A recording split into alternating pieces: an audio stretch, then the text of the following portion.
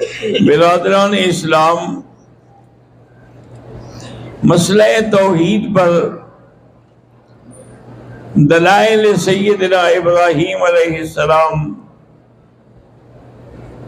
اور پھر ان کی قربانیاں،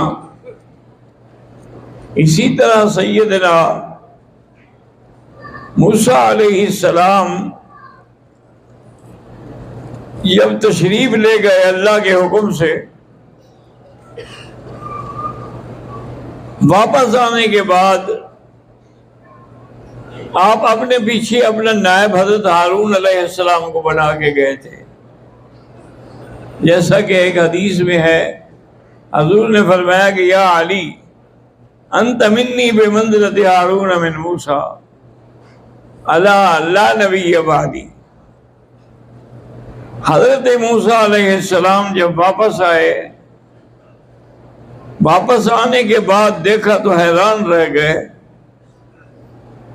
کہ آپ کی پوری قوم جو ہے وہ تو بدل گئی ہے، ایک بچڑے کی عبادت کر رہی ہے۔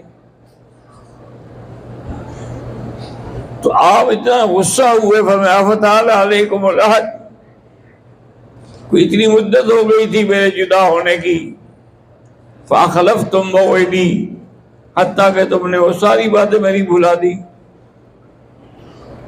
انہوں نے کہا کہ حضرت ناراض نہ ہوں، اصل وجہ یہ ہے کہ ہم نے بنو اسرائیل کے کچھ زیورات لیے ہوئے تھے، اس کے بعد پھر انقلاب آ گیا، تو وہ زیورات جو تھے وہ سب کو سامری نے کہا کہ زیور اکٹھے کرو، پرائی امانت ہے تم نے کیوں رکھی ہوئی ہے؟ تو ہم سب نے اس زیورات کو اکٹھا کیا۔ تھوڑی دیر کے بعد اس نے انہی زیورات کو پگھلا کے ایک بچڑا بنا لیا، بچڑا بنایا، اور پھر ایسا بچڑا کھڑا کیا کہ وہ آواز بھی نکالتا تھا، کہنے لگا ھذا الہکم و الہ موسیٰ، تمہارا خدا تو یہ ہے اور موسیٰ علیہ السلام کا خدا بھی یہ ہے۔ وہ بھول گئے، کوہ طور پہ چلے گئے، ورنہ تو خدا تمہارا ہمارا سب کا ایک ہے۔ یہ ساری بات جو تھی سامری نے کی۔ آج تک بھی دیکھ لیں گے ہندو اسی طرح گائے کی پرستش کرتے ہیں، یہ سب سامری کی نسل ہیں اور سامری کے متبع ہیں۔ اور عجیب بھی ایک قدرت کا نظارہ دیکھیں کہ یہ سامری جو ہے نا جی، اس کو اس کی والدہ نے پیدا کرنے کے بعد چھوڑ دیا، اللہ کے حکم سے جبریل علیہ السلام نے اس کو غار میں رکھا، اور اللہ کے حکم سے آ کے اس کو باقاعدہ شہد لگا کے انگلی چٹاتے تھے۔ پھر جوں جوں بڑا ہوتا گیا اس کی پوری خوراک کا انتظام کیا۔ یعنی اس لیے علماء نے لکھا ہے، کمال دیکھو کہ جس بندے کو جبریل نے تربیت دی وہ سامری بنا، اور جس کو فرعون نے تربیت دی وہ موسیٰ کلیم اللہ بنا۔ یہ تو اللہ کا نظام ہے نا جی۔ تو اب جناب یہ ہے کہ اس نے وہ دیکھتا تھا کہ جبریل علیہ السلام جب آتے ہیں کبھی پیدل اور کبھی سواری پر، تو جہاں ان کا پاؤں اٹھتا ہے وہیں وہ جگہ سبز ہو جاتی ہے۔ سوچتا رہا، ایک دن وہاں سے مٹھی بھر کے اپنے پاس چھپا کے رکھ لی۔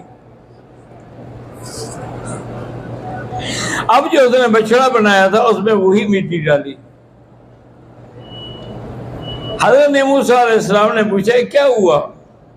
انہوں نے کہا میں نے دیکھا تھا ان کے قدم کو، فقبضت قبضۃ من اثر الرسول، اس پیغام پر آنے والے کا پاؤں سے میں نے مٹی کی مٹھی بھر لی اور اس میں ڈالی تو یہ بولنے لگ گیا۔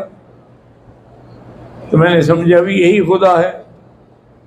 انہوں نے فرمایا اچھا، یہ بچڑا جو ہے یہ بھی خدا ہوتا ہے؟ انہوں نے کہا جی بھر میں نے تو یہی سمجھا. انہوں نے کہا دیکھو ابھی دکھاتے ہیں تمہیں. لَنُحَرِّكَنَّهُ ثُمَّ لَنَنْسِفَنَّهُ فِي الْيَمِّ نَسْفًا. ہم اس کو آگ میں جلاتے ہیں, آگ میں جلانے کے بعد جب راکھ بن جائے گا پھر ہم اس کو اڑا دیں گے. تو کہاں گیا تمہارا خدا؟ انہوں نے کہا جی بس میرے پاس. انہوں نے کہا تم نے ساری قوم کو گمراہ کر دیا ہے. فَاذْهَبْ فَإِنَّكَ تَقُولُ لَا مَسَاسَ. تم جاؤ, دوڑ جاؤ اور ساری زندگی اسی طرح بھاگتے رہو گے کہ جب کوئی تمہارے قریب ہوگا کہو گے لا مساس, مجھے ہاتھ نہ لگانا. کیونکہ جب اس کو کوئی ہاتھ لگاتا تھا تو اس کو فوراً بخار شدید چڑھ جاتا تھا. اس لیے بچنے کے لیے وہ کہتا تھا بھی میرے قریب نہ آؤ, میرے قریب نہ آؤ. تو اللہ نے دنیا میں تو یہ سزا دی, اور آخرت کی سزا تو خیر جو ہے ہی سو ہے, کافر ہے, مشرک ہے. اس لیے اللہ نے فرمایا موسیٰ علیہ السلام سے کہ اعلان کر دیں کہ انما الہکم اللہ الذی لا الہ الا ہو. یہ بچڑا الہ نہیں ہے. بچڑے الہ ہوتا تو جل جاتا, بچڑا الہ ہوتا تو اس کو ہم آگ میں ڈال دیتے. اصل الہ اسی کی ذات ہے جس نے ساری کائنات کو پیدا کیا. اور اسی طرح حضور صلی اللہ علیہ وسلم خاتم الانبیاء, آپ کی خدمت میں سعد بن قیس ایک صحابی تھے.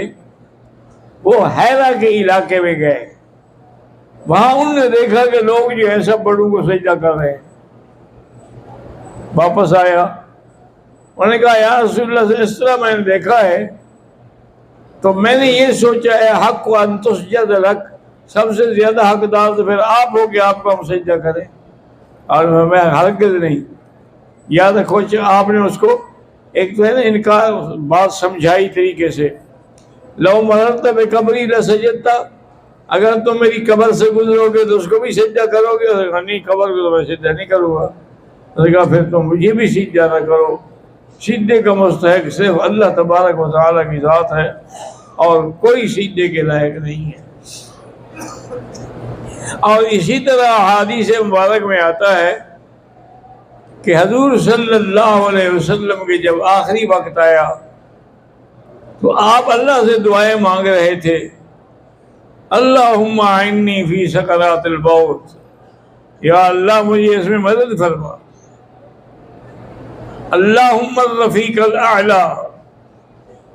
تو حضور صلی اللہ علیہ وسلم سبق دیا کہ دیکھو میں نے بڑی بڑی قربانیاں دی, میں نے شیب ابی طالب کی قید کاٹی, میں نے طائف کے سفر میں پتھر کھائے, اور میں نے کیا قربانیاں نہیں دی ہیں, لیکن یاد رکھو کہ سجدے کے لائق صرف اللہ تبارک و تعالیٰ کی ذات ہے اور کوئی بھی سجدے کے قابل نہ ہے, نہ ہو سکتا ہے.